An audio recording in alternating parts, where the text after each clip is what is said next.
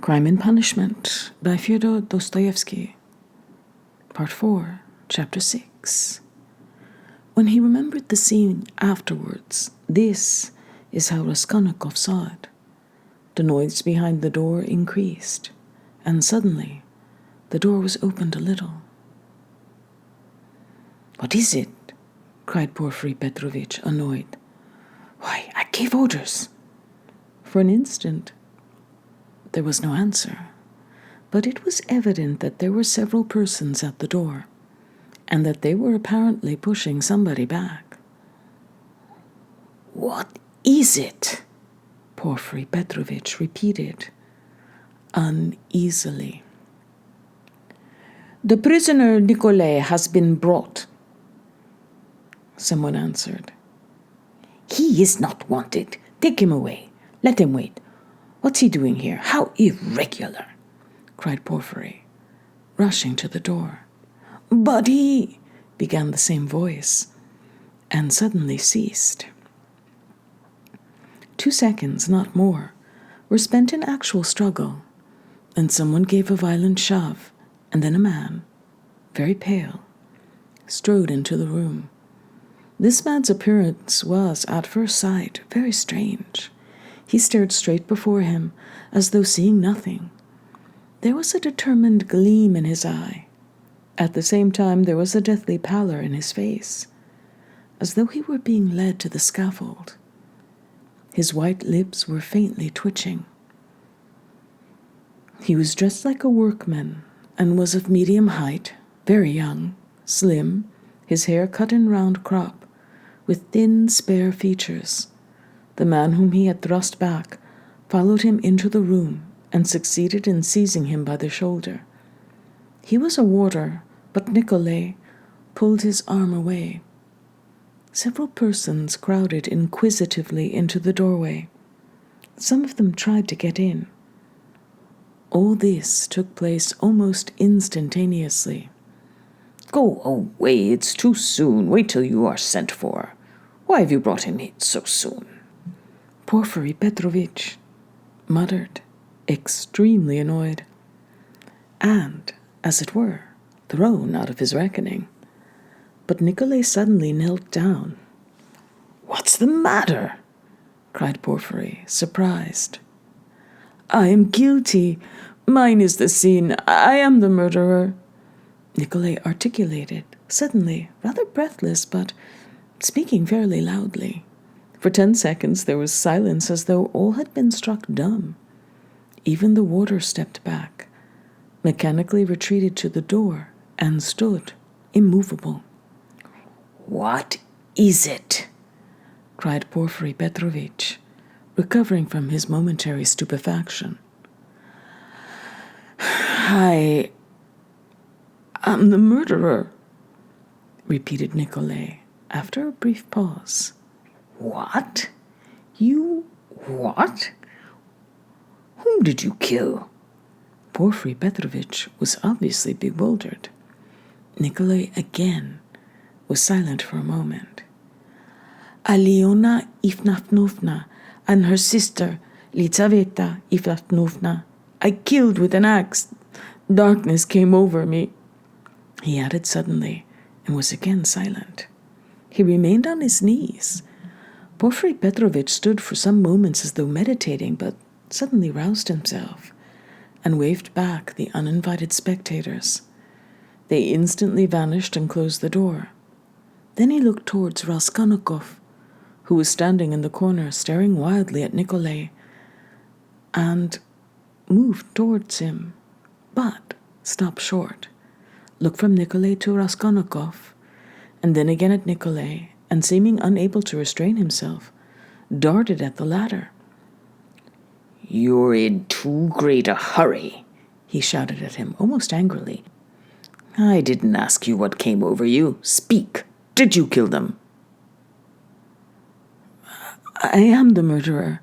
I want to give evidence," Nikolai pronounced. "Ugh. What did you kill them with?" "An axe. I had it ready." "Ugh. He is in a hurry. Alone?" Nikolai did not understand the question. Did you do it alone? Yes, alone, and Mitka's not guilty and had no share in it. Don't be in a hurry about Mitka. How was it you ran downstairs like that at the time? The porters met you both. It was to put them off the scent. I ran after Mitka. Nikolai replied hurriedly, as though he had prepared the answer. I knew it, cried Porfiry with vexation. It's not his own tale he is telling. He muttered as though to himself, and suddenly his eyes rested on Raskolnikov again. He was apparently so taken up with Nikolai for that moment, he had forgotten Raskolnikov. He was a little taken aback. My dear Rodion Romanovich, excuse me. He flew up to him. This won't do. I'm afraid you must go. It's no good your staying. I will, you see. What a surprise. Goodbye. And taking him by the arm, he showed him to the door. I suppose you didn't expect it? Said Raskolnikov, who, though he had not yet fully grasped the situation, had regained his courage. You did not expect it either, my friend. See how your hand is trembling. He he. You're trembling too, Porfiry Petrovitch. Yes, I am. I didn't expect it. They were already at the door. Porfiry was impatient for Raskolnikov to be gone. And your little surprise, aren't you going to show it to me? Raskolnikov said sarcastically. Why, his teeth are chattering as he asks. You are an ironical person. Come, till we meet. I believe we can say goodbye. That's in God's hands, muttered Porfiry, with an unnatural smile. As he walked through the office, Raskolnikov noticed that many people were looking at him. Among them he saw the two porters from the house, whom he had invited that night to the police station. They stood there, waiting, but he was no sooner on the stairs than he heard the voice of Porfiry Petrovitch behind him. Turning around, he saw the latter running after him, out of breath. One word, Rodion Romanovich. As to all the rest, it's in God's hands, but as a matter of form, there are some questions I shall have to ask you, so we shall meet again, shan't we? And Porfiry stood still, facing him with a smile. Shan't we? He added again. He seemed to want to say something more, but could not speak out. You must forgive me, Porfiry Petrovitch, for what has just passed. I lost my temper, began Raskolnikov, who had so far regained his courage that he felt irresistibly inclined to display his coolness. Don't mention it, Porfiry replied almost gleefully. I myself, too. I have a wicked temper, I admit it, but we shall meet again. If it's God's will, we may see a great deal of one another. And we'll get to know each other through and through? Asked Raskolnikov. Yes, know each other through and through, assented Porfiry Petrovitch, and he screwed up his eyes, looking earnestly at Raskolnikov. Now, you're going to a birthday party? To a funeral. Of course, the funeral. Take care of yourself and get well. I don't know what to wish you, said Raskolnikov, who had begun to descend the stairs but looked back again. I should like to wish you success, but your office is such a comical one. Why comical? Porfiry Petrovitch had turned to go, but he seemed to prick up his ears at this. Why? How you have been torturing and harassing that poor Nikolai psychologically, after your fashion, till he confessed. You must have been at him day and night, proving to him that he was the murderer, and now that he has confessed to you, you begin vivisecting him again. You are lying, you'll say. You are not the murderer, you can't be. It's not your own tale you are telling. You must admit, it's a comical business. You noticed then that I said to Nikolai just now that it was not his own tale he was telling? How could I help noticing it? You are quick-witted. You notice everything. You're really a playful mind. And you always fasten on the comic side. They say that was the marked characteristic of Gogol among the writers. Yes, of Gogol. Yes, of Gogol. I shall look forward to meeting you. So shall I. Raskolnikov walked straight home. He was so muddled and bewildered that on getting home he sat for a quarter of an hour on the sofa, trying to collect his thoughts. He did not attempt to think about Nikolai. He was stupefied. He felt that his confession was something inexplicable, amazing, something beyond his understanding. But Nikolai's confession was an actual fact. The consequences of this fact were clear to him at once. Its falsehood could not fail to be discovered. And then they would be after him again. Till then, at least, he was free and must do something for himself, for the danger was imminent. But how imminent? His position gradually became clear to him. Remembering sketchily the main outlines of his recent scene with Porfiry, he could not help shuddering again with horror. Of course, he did not yet know all Porfiry's aims. He could not see into all his calculations, but he had already partly shown his hand. And no one knew better than Raskolnikov how terrible Porfiry's lead had been for him. A little more, and he might have given himself away completely, circumstantially. Knowing his nervous temperament, and from the first glance seeing through him, Porfiry, though playing a bold game, was bound to win. There's no denying that Raskolnikov had compromised himself seriously, but no facts had come to light as yet. There was nothing positive, but was he taking a true view of the position? Wasn't he mistaken? What had Porfiry been trying to get at? Had he really some surprise prepared for him? And what was it? Had he really been expecting something or not? How would they have parted if it had not been for the unexpected appearance of Nikolai? Porfiry had shown almost all his cards. Of course, he had risked something in showing them. And if he had really anything up his sleeve, Raskolnikov reflected, he would have shown that too. What was that surprise? Was it a joke? Had it meant anything? Could it have concealed anything like a fact, a piece of positive evidence, his yesterday's visitor? What had become of him?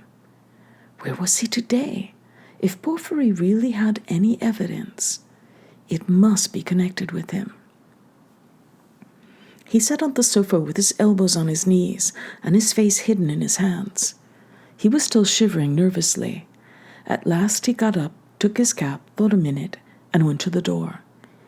He had a sort of presentiment that, for today at least, he might consider himself out of danger.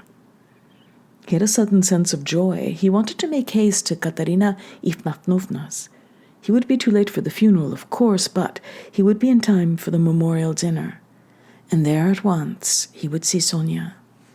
He stood still, thought a moment, and a suffering smile came for a moment onto his lips. Today, he repeated to himself. Yes, today, so it must be. But as he was about to open the door, it began opening of itself. He started and moved back. The door opened gently and slowly, and there suddenly appeared a figure. Yesterday's visitor from underground. The man stood in the doorway, looked at Raskolnikov without speaking, and took a step forward into the room. He was exactly the same as yesterday, the same figure, the same dress, but there was a great change in his face. He looked dejected and sighed deeply. If he had only put his hand up to his cheek and leaned his head on one side, he would have looked exactly like a peasant woman. "What do you want?" asked Raskolnikov, numb with terror. The man was still silent, but suddenly he bowed down, almost to the ground, touching it with his finger. "What is it?" cried Raskolnikov. "I have sinned," the man articulated softly. "How?" "By evil thoughts." They looked at one another. "I was vexed when you came, perhaps in drink, and bade the porters go to the police station and asked about the blood. I was vexed that they let you go and took you for drunken. I was vexed that I lost my sleep, and remembering the address we came here yesterday and asked for you." "Who came?" Raskolnikov interrupted, instantly beginning to recollect. "I did. I've wronged you." "Then you come from that house?" "I was standing at the gate with them. Don't you remember? We have carried on our trade in that house for years past. We cure and prepare hides. We take home work. Most of all, I was vexed." And the whole scene of the day before yesterday in the gateway came clearly before Raskolnikov's mind. He recollected that there had been several people there besides the porters, women among them. He remembered one voice had suggested taking him straight to the police station. He could not recall the face of the speaker, and even now he did not recognize it. But he remembered that he had turned round and made him some answer. So this was the solution of yesterday's horror. The most awful thought was that he had actually been almost lost, had almost done for himself on account of such a trivial circumstance. So this man could tell nothing except his asking about the flat and the bloodstains. So Porphyry, too, had nothing but that delirium, no facts but this psychology which cuts both ways. Nothing positive. So if no more facts come to light, and they must not, then what can they do to him? How can they convict him, even if they arrest him? And Porphyry then had only just heard about the flat, and had not known about it before. "Was it you who told Porphyry that I'd been there?" he cried, struck by a sudden idea. "What Porphyry?" "The head of the detective department." "Yes, the porters did not go there, but I went." "Today?" "I got there 2 minutes before you, and I heard it all, how he worried you." "Where? When? What?" "Why, in the next room. I was sitting there all the time." "What? Why were you? Then you were the surprise." "But how could it happen? Upon my word." "I saw that the porters did not want to do what I said," began the man. "For it's too late," said they, "and maybe he'll be angry that we did not come at the time." I was vexed, and I lost my sleep, and I began making inquiries, and finding out yesterday where to go, I went today. The first time I went, he wasn't there. When I came an hour later, he couldn't see me. I went the third time, they showed me in. I informed him of everything, just as it happened, and he began skipping about the room, punching himself on the chest. "What do you scoundrels mean by it? If I'd known it, I would have arrested him." Then he ran out, called somebody, began talking to him in the corner. Then he turned to me, scolding and questioning me. He scolded me a great deal, and I told him everything, and I told him that you didn't dare to say a word in answer to me yesterday, and that you didn't recognize me.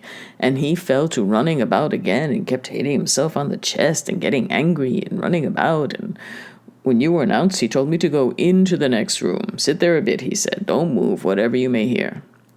And he set a chair there for me, and locked me in. "Perhaps," he said, "I may call you." And when Nikola'd been brought, he let me out as soon as you were gone. "I shall send for you again and question you," he said. "And did he question Nikolai while you were there?" "He got rid of me as he did of you, before he spoke to Nikolai." The man stood still, and again suddenly bowed down, touching the ground with his finger. Forgive me for my evil thoughts and my slander." "May God forgive you," answered Raskolnikov, and as he said this, the man bowed down again, but not to the ground, turned slowly, and went out of the room. "It all cuts both ways.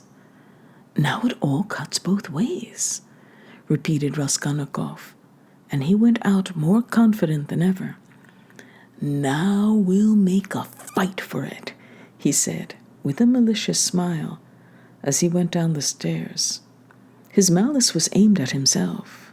With shame and contempt, he recollected his cowardice.